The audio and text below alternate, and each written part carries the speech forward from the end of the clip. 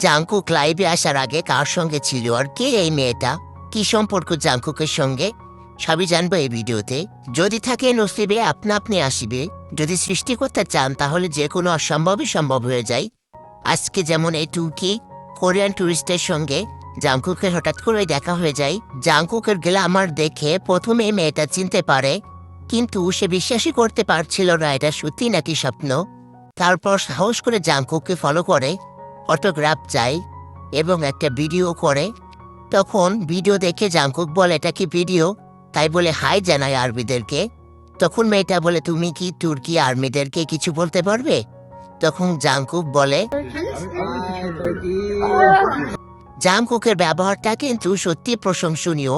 কত সুন্দরভাবে আর্মিটাকে ট্রিট করছে, কোনো রাগ না করে সুন্দরভাবে তার সামনে হেসে দিয়ে কথা বলছে। এরকম খুব কমই আইডলই করতে পারে।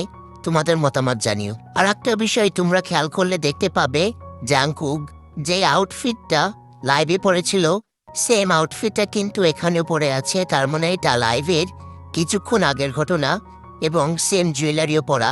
তো তোমরা একটু রিলেট করতে পারবে। মেয়েটা সত্যি অনেক লাকি। আমরা হাজার চাইলেও হয়তো এভাবে সামনে থেকে কখনো পাবো না, কিন্তু সৃষ্টি করতে চাইলে সবই সম্ভব। তাই আশা রাখতে দোষ কি, একদিন হয়তো আমরাও আমাদের প্রিয় মানুষটাকে সামনে থেকে এভাবে দেখতে পারবো আর হ্যালো বলতে পারবো। বিটিএস এর এমন সুন্দর সুন্দর এবং ইন্টারেস্টিং ভিডিও পেতে সাবস্ক্রাইব করতে ভুলো না এবং লাইক কমেন্ট করো।